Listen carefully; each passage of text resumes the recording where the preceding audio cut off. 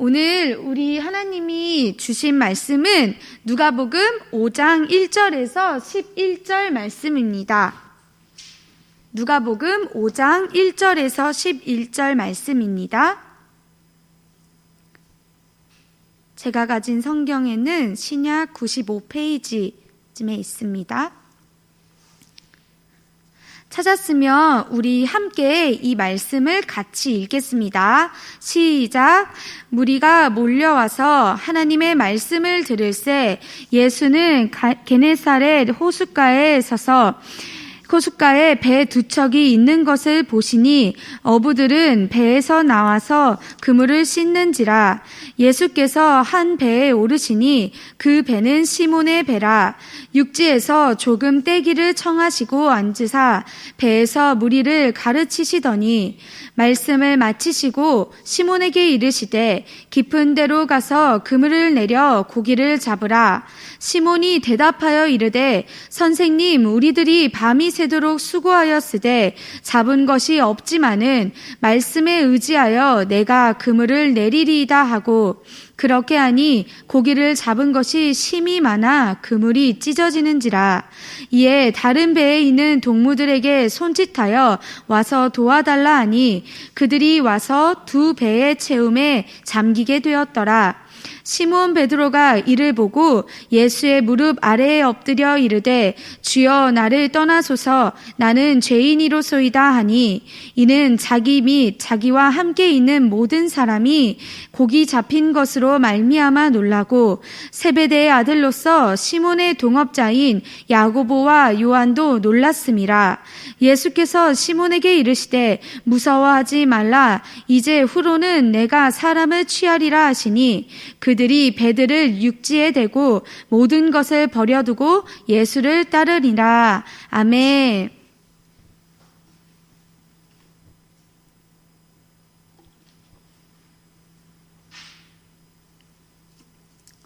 오늘 저는 누가복음 5장 1절에서 11절 말씀을 가지고 말씀에 의지하여 라는 제목으로 이 시간 하나님의 말씀을 나누겠습니다.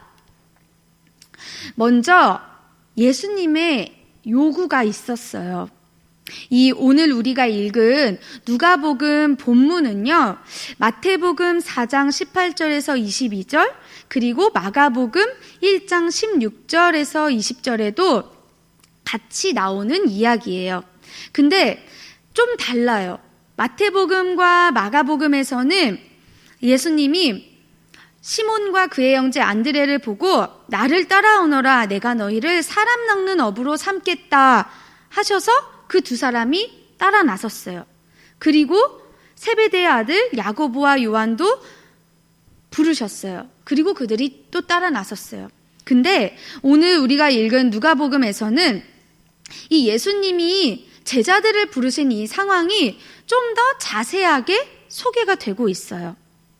예수님이 여기에서는요, 무조건 처음부터 나를 따라오라고 하지는 않으셨어요. 어떻게 하셨는지 볼까요? 우리가 읽은 5장 1절에서 4절 말씀을 보면요, 무리들이 게네사렛 호숫가에서 막 이제 말씀을 들었어요. 그때 이제 동시에 그 호숫가에 어부들은 배 두 척을 대놓고 이제 막 그물을 씻고 있었던 거예요. 근데 예수님이 시몬 베드로의 배를 이제 빌려서 그 배를 살짝 띄우고 그곳을 이제 강단 삼아서 또 말씀을 전하신 거예요. 그러고 나서 시몬한테 깊은 데로 가서 그물을 내려라, 이렇게 말씀을 하셨어요. 우리가 주목할 건 바로 이거인 거예요. 예수님이 먼저 하신 일이 가르쳤다는 거예요. 그리고 나서 그물을 던지라고 말씀하셨다는 그거예요. 예수님이 그물을 던지시고 나서 시몬은 그물을 던졌어요. 그리고 예수님은 물고기가 엄청나게 많이 잡히는 그런 기적을 또 보여주셨어요. 그런 일이 다 있고 나서야 시몬을 예수님의 제자로, 하나님 나라의 일꾼으로 부르신 거예요. 그러니까 예수님이 요구하신 거에 있어서 예수님은 처음부터 야, 나를 따라와, 이렇게 순종을 바로 요구하신 게 아니라 점점 하나씩 무언가를 이렇게 퍼져나가듯이 그렇게 시몬을 제자들을 부르시고 인도하신 거예요.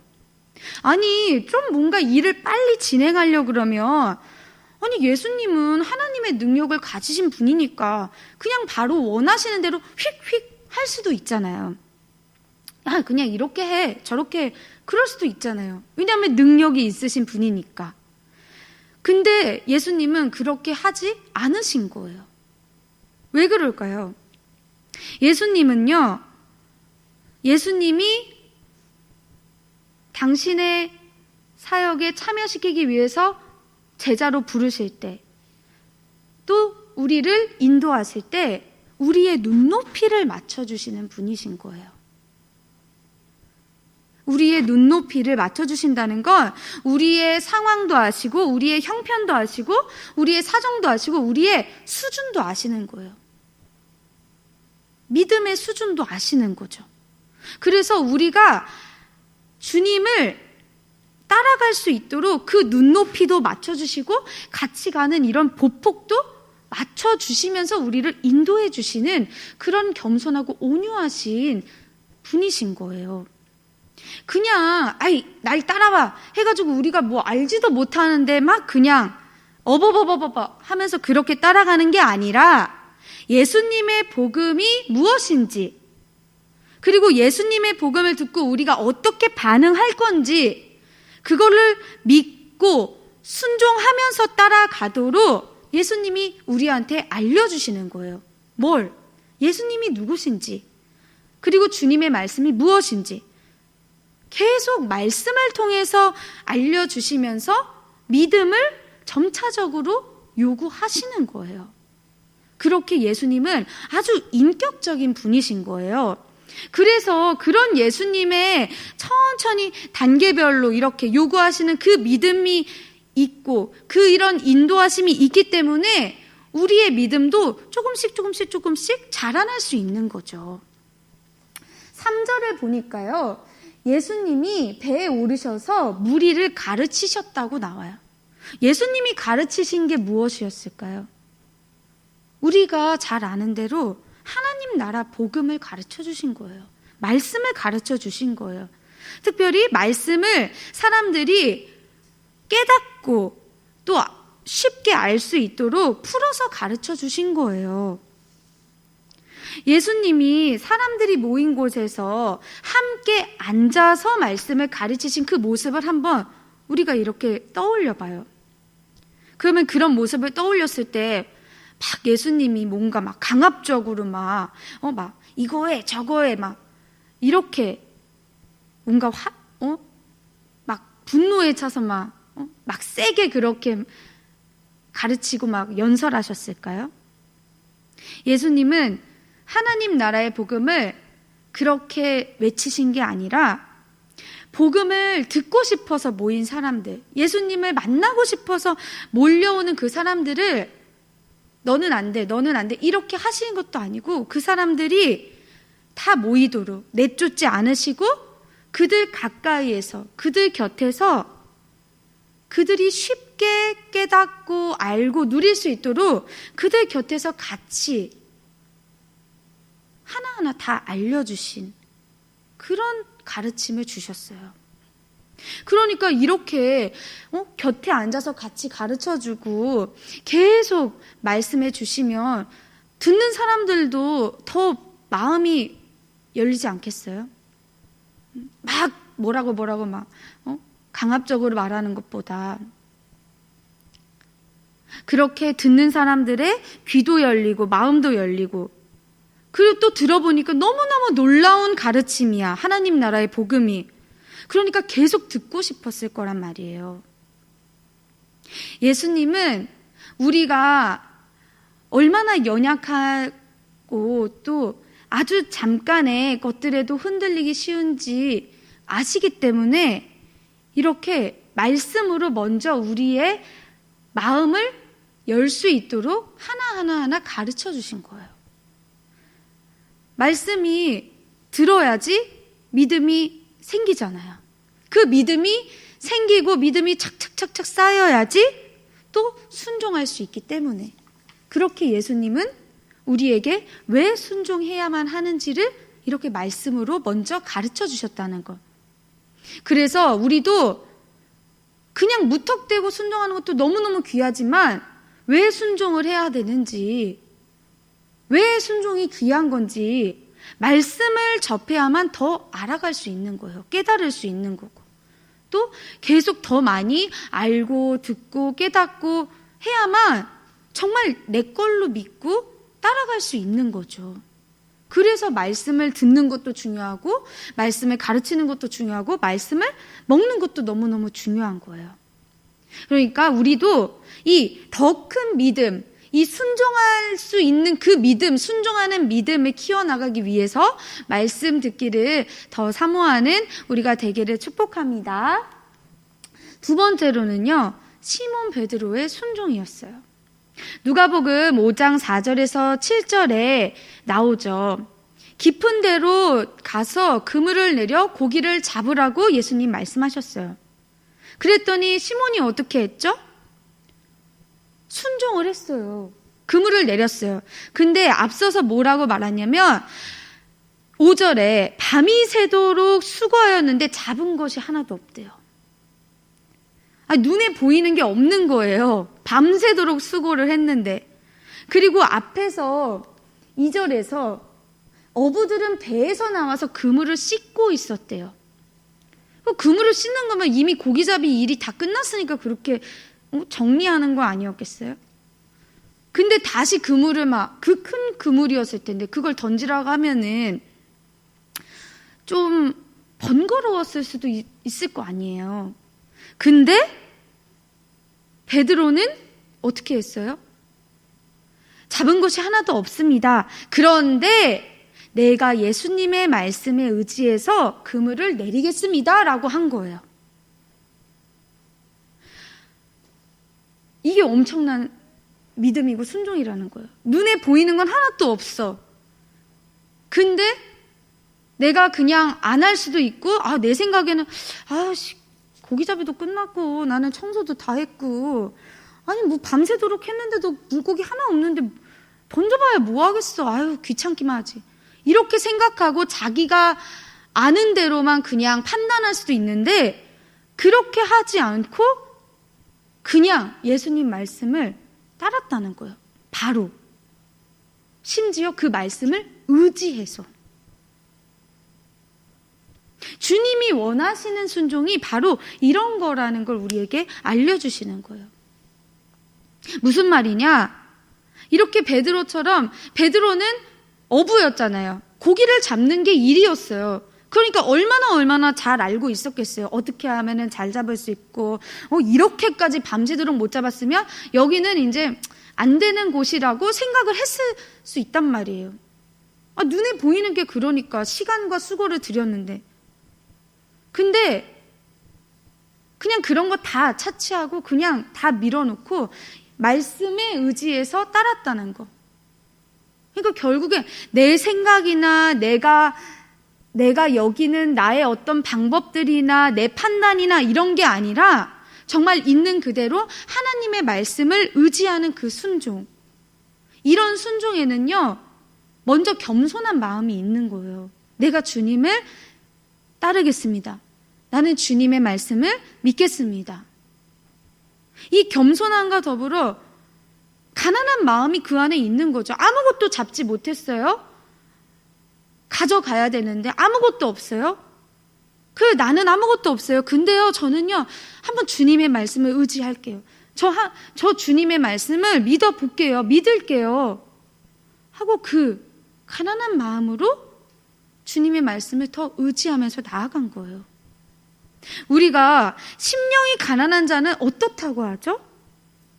마태복음에 말하죠. 심령이 가난한 자는 복이 있나니 천국이 그들의 것이며, 하나님 나라가 가난한 마음을 가진 사람들의 것이라는 거예요. 그리고 5절에 내가 그물을 내리리이다 라고 이 베드로가 말한 이거는요, 그냥 주님 말씀에 이걸 들어야 되나 말아야 되나 약간 좀 꺼림칙한데 이런 게 아니라 네, 제가 그렇게 할게요 하고 적극적으로 나선 그런 의지 있는 순종이었어요. 그런 믿음 있는 순종이었어요. 적극적으로 바로 행동으로 보여준 순종이었어요.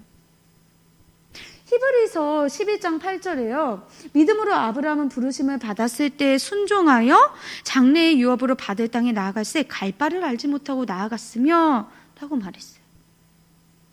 이 믿음, 이 순종이라는 건요. 내가 갈 곳을 몰라. 근데 가는 거예요.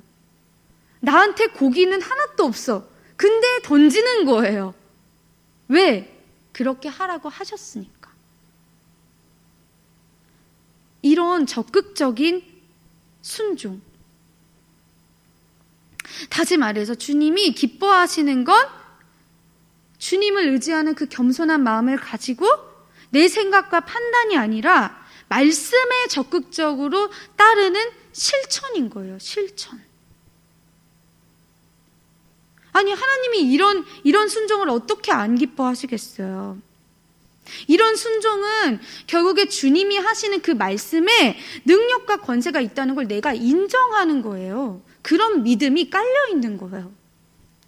마태복음을 말합니다. 7장 24절에 그러므로 누구든지 나의 이 말을 듣고 행하는 자는 그 집을 반석 위에 지은 지혜로운 사람 같으리니 12장 50절에 말합니다. 누구든지 하늘에 계신 내 아버지의 뜻대로 하는 자가 내 형제요 자매요 어머니이니라 하시더라. 예수님이 뭐라고 말씀하셨어요? 말씀을 듣고 행하는 사람이 지혜로운 사람이래요. 그리고 아버지의 뜻대로 하는 자, 결국 말씀대로 따르는 그 순종하는 사람이 주님의 가족이라는 거예요.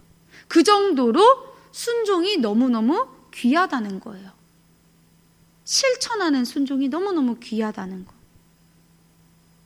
그래서 이런 말씀을 믿고 따르는 그런 실천하는 순종, 그런 튼튼하고 확실한 그런 믿음은 베드로가 처한 것처럼 눈에 보이지 않아서 그냥 인간적인 생각으로는 이해할 수가 없어. 그래서 사람들이 보면은 저게 뭐 하는 짓이야? 이렇게 볼 수 있는 것들, 이렇게 다른 사람들은 이해하지 못하는 것일지라도 그런 한계를 넘어서서 더 멀리 주님을 바라볼 수 있는 힘을 준다는 거예요. 어려운 일이 생기거나 쉽게 해결하지 못할 것 같아서 문제가 될 것 같아 하는 그런 것이 오더라도 주님의 말씀을 먼저 의지하는 나에게는 이게 문제가 안 된다는 그런 믿음이 생기는 거예요. 그런 힘이 내 안에 차곡차곡 생기고 쌓아져 가는 거예요. 더 큰 것을 바라보는 믿음으로. 여호수아 1장 8절에 말합니다. 이 율법책을 내 입에서 떠나지 말게 하며 주야로 그것을 묵상하여 그 안에 기록된 대로 다 지켜 행하라. 그리하면 내 길이 평탄하게 될 것이며 내가 형통하리라. 말씀을 가까이 하면서 지키면 어떻다고요? 평탄하고 형통하게 될 거라고요. 열왕기상 2장 3절에서도요. 그렇게 말씀을 하고 있는 거예요. 시편 147편 11절에요. 여호와는 자기를 경외하는 자들과 그의 인자하심을 바라는 자들을 기뻐하시는도다. 그리고 사무엘상 15장 22절에 말하죠. 여호와께서 번제와 다른 제사를 그의 목소리를 청종하는 것을 좋아하신 같이 좋아하시겠나이까.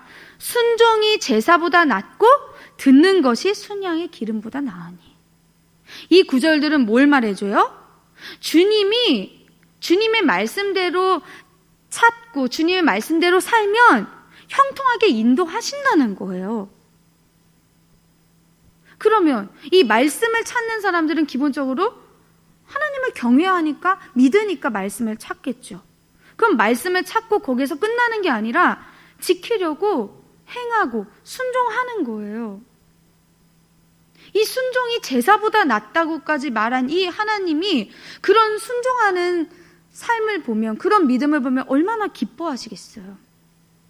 그러니 우리가 말씀을 더 소중하게 여기고 이 말씀을 깨달으면서 순종하는 그런 우리가 되기를 주님 이름으로 축복합니다. 시몬 베드로가 이제 보이는 게 없는데 그물을 던졌어요. 그리고 나서 어떻게 됐죠?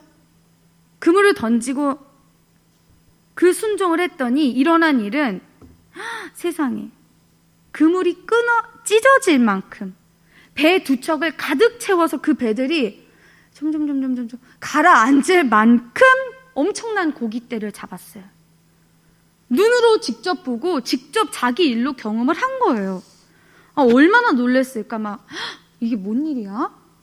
보고도 못 믿을 그런 일, 그런 엄청난 축복과 기적이 나타났어요. 바로 말씀을 의지하는 이 결단과 순종을 보일 때는 그에 따른 결과도 있다는 걸 우리에게 알려주시는 거예요. 밤새도록 그물 쳐서도 한 마리도 잡지 못했는데 말씀에 순종하고 났더니 넘치도록 채워주신 것. 다른 배에 있는 동료들한테 도움을 구해서 합세해서 다 건질 만큼 엄청난 그 정도의 축복을. 근데 이거를 또 다르게 생각하면 베드로 한 사람이 주님의 말씀에 순종했더니 다른 사람들까지 같이 누릴 만큼 이 축복이 주어졌다는 거예요.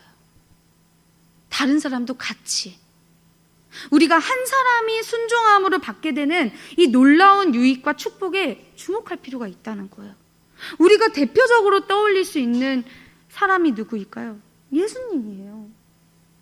예수님이 바로 단 한 분, 우리의 모든 죄를 용서하시기 위해서 대표로 나서서 하나님이 그 사랑하시는 유일한 아들을 십자가에 대속시키신 거예요. 그 십자가에 대속시키심으로 말미암아 어떻게 됐어요? 로마서 5장 10절에 그의 아들의 죽으심으로 말미암아 하나님과 화목하게 되었어요. 그리고 그의 살아나심으로 말미암아 구원을 받게 되었어요. 그리고 또 뭐라 그래요? 12절에 화목하게 하신 우리 주 예수 그리스도로 말미암아 하나님 안에서 또한 즐거워하게 되었어요. 17절에요. 한 사람의 범죄로 말미암아 사망이 그 한 사람을 통하여 왕노릇하였은즉 더욱 은혜와 의의 선물을 넘치게 받는 자들은 한 분 예수 그리스도를 통하여 생명 안에서 왕노릇하리로다 하고 있어요. 이 19절에요. 한 사람이 순종하지 아니함으로 많은 사람이 죄인 된 것 같이 한 사람이 순종하심으로 많은 사람이 의인이 되리라 라고 말했어요. 예수님은 하나님의 아들로 능력이 동등한 존재인데도 하나님 아버지의 뜻에 죽기까지 순종하신 거예요. 왜? 우리를 사랑하시니까. 우리를 너무너무 사랑하시니까. 그래서 그 사랑하심으로 죽기까지 순종해서 이 순종으로 우리는 구원을 얻고 또 그리스도는 더욱더 높아지고 너무나 많은 사람들이, 모든 영혼들이 하나님 아버지의 용서와 그 영원한 생명을 누릴 수 있는 그 은혜를 받게 된 거예요. 이만큼 큰 유익과 축복이 어디 있겠어요? 요한복음에 말합니다. 12장 24절에요. 내가 진실로 진실로 너희에게 이르노니 한 알의 밀이 땅에 떨어져 죽지 아니하면 한 알 그대로 있고 죽으면 많은 열매를 맺느니라. 야고보서에서 말합니다. 1장 22절에요. 너희는 말씀을 행하는 자가 되고 듣기만 하여 자신을 속이는 자가 되지 말라. 2장 17절에 이와 같이 행함이 없는 믿음은 그 자체가 죽은 것이라. 영혼 없는 몸이 죽은 것 같이 행함이 없는 믿음은 죽은 것이니라. 한 사람의 순종 덕분에 많은 사람들이 하나님 은혜를 누리게 되었어요. 이 은혜를 서로 나누고 전할 수 있는 것, 그게 바로 우리 하나님 자녀, 주님의 이름으로 모인 교회의 성도로 우리가 가져야 하는 순종의 태도예요. 이걸 말씀으로 믿으시기 바랍니다. 그리고 이 말씀, 같이 써진 말씀은 말씀을 그냥 잘 알고 그냥 아는 것에만 끝나면 안 된다는 거예요. 내가 아는 대로, 믿는 대로 살지 않으면 소용이 없다는 거예요. 그러니 말씀대로 믿고 말씀대로 행하는 우리 믿음의 자녀들로 살아가시길 주님의 이름으로 축복합니다. 세 번째는요, 우리 반응이에요. 우리의 반응. 누가복음 5장 8절에서 11절에 말하고 있습니다. 예수님이 기적을 보여주신 난 다음에 많은 사람들이 다 놀랐어요. 근데 베드로가 갑자기 어떻게 했어요? 8절에 주님, 저를 떠나세요. 저는 죄인입니다. 이렇게 고백을 했어요. 왜 그랬을까? 베드로는 엄청난 그 기적을 자기 눈앞에서 봤어요. 인간의 능력으로는 행할 수 없는 그런 일. 앞에서 말했어요. 심령이 가난한 자는 천국이 그들의 것이며, 바로 하나님 나라를 자기가 직접 경험을 한 거예요. 그러니까 내게 말씀을 전해주시고 내게 말씀을 해주신 분이 하나님 나라의 주인이시구나, 거룩하신 분이구나라는 걸 깨달은 거예요. 그걸 깨닫고 나니까 나는 도저히 이 거룩하신 분과 같이 있을 수가 없는, 너무너무 부끄럽고 자격 없고 비천한 존재처럼 느껴진 거예요. 그래서 하나님 앞에, 주님 앞에 나는 죄인입니다 라고 고백을 한 거예요. 우리가 이전에 나사렛에서 복음을 전하신 예수님을 같이 나누었어요. 그때 갈릴리 나사렛, 예수님 고향에서 말씀을 전했을 때 그 고향 사람들은 어떻게 했어요? 예수님을 배척했어요. 처음에는 놀랬죠. 뭐야. 근데 이 사람 요셉의 아들 아니야? 마리아의 아들 아니야? 하고는 예수님이 전하시는 말씀도 믿지 않고 예수님을 배척했어요. 근데 이와는 대조적으로, 이런 반응과는 대조적으로 시몬 베드로는 예수님에 대한 호칭도 바꿀 만큼 완전히 바뀐 거예요.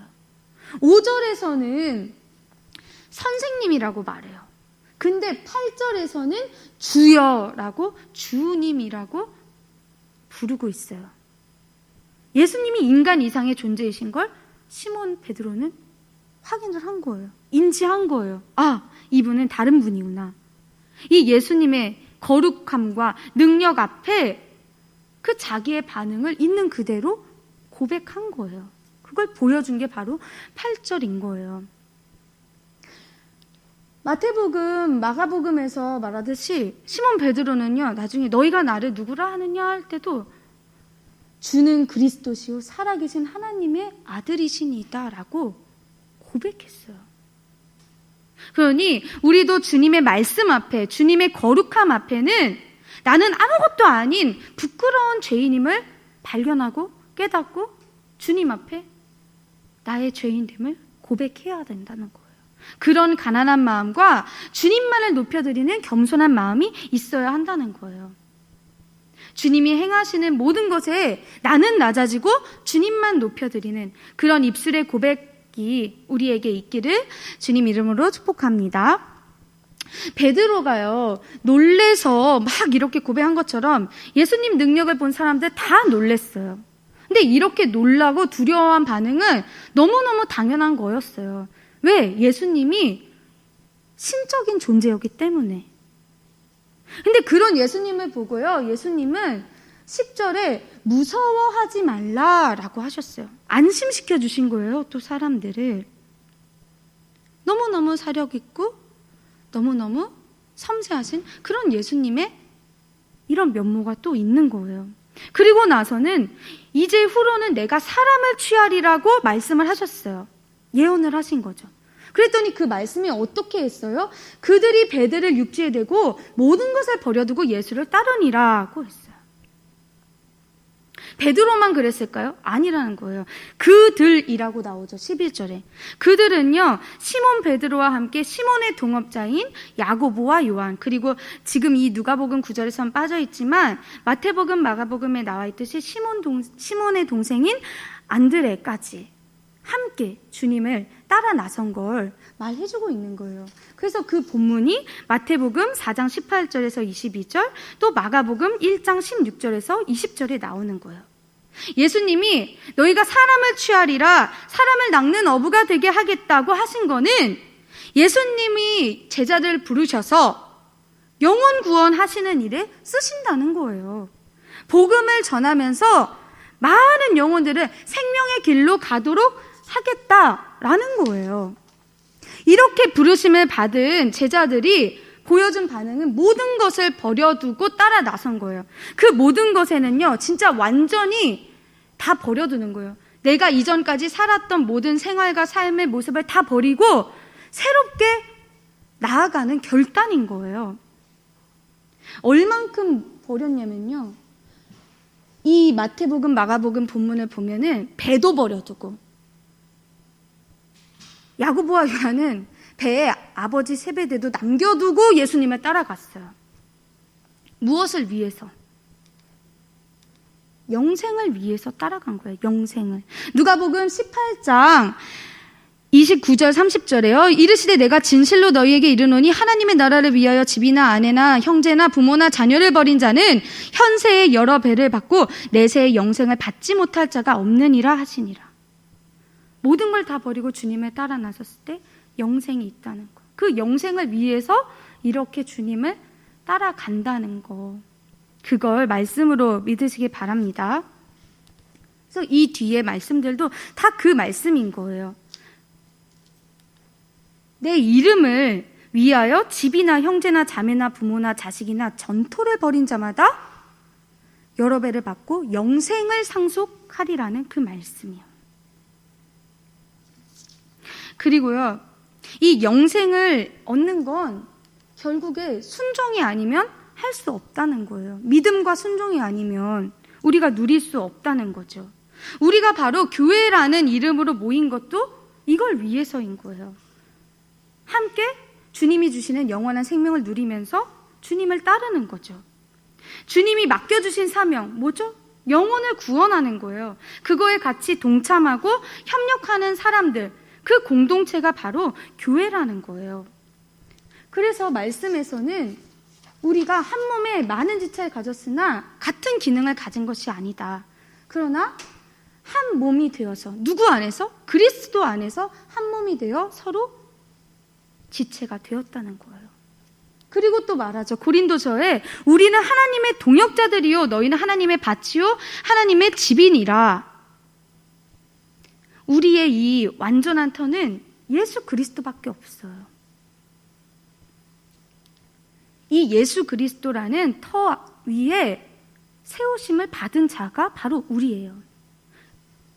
그래서 같이 한 몸 한 몸 한 몸 서로 다른 모양일지라도 연결돼서 주 안에서 하나가 되는 거예요. 그러니까 교회는 누가 중심이 되어야 해요? 예수님이 중심이 되어야 해요. 우리는 예수님의 그 일을, 그 구원 사역을 같이 돕기 위해서 모인 동역자들이라는 거예요. 그럼 이 동역을 우리는 어떻게 해요?